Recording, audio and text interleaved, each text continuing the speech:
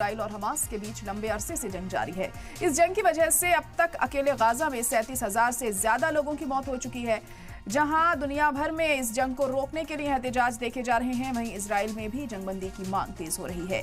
शनिचर को इसराइल में जंग के खिलाफ अब तक का सबसे बड़ा एहतजाज हुआ, जिसमें हजारों लोग जुड़े।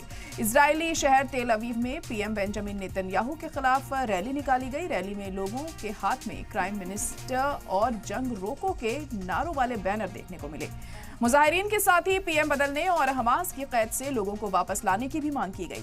वाज़ेह हो कि मुजाहिरीन जंग से निपटने के लिए नेतन्याहू के तरीके से नाखुश हैं, जिसे लेकर आए दिन इजरायली झंडा लिए अवाम एहतजाज कर रही है।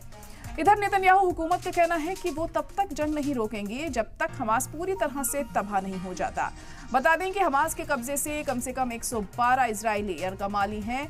हमास ने यरगमालियों को रिहा करने की शर्त रखी है कि पहले जंग को पूरी तरह से रोका जाए, जिसे इजराइल ने एक सिरे से ठुकरा दिया है।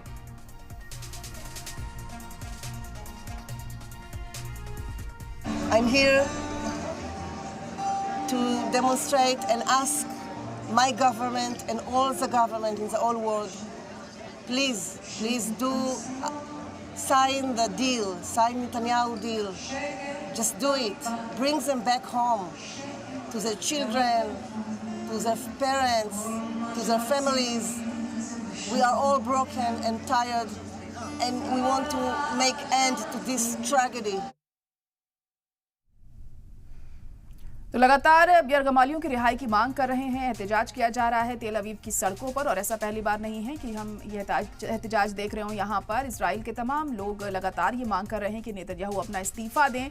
और पिछले काफ़ी वक्त से इस तरीके से प्रोटेस्ट वहाँ पर किया जा रहा है, मुखालफत हो रही है जंग की। हालांकि हमास भी अपनी बात पर अड़ा हुआ है कि जब तक जंग नहीं रुकेगी वो यरगमालियों को रिहा नहीं करेगा।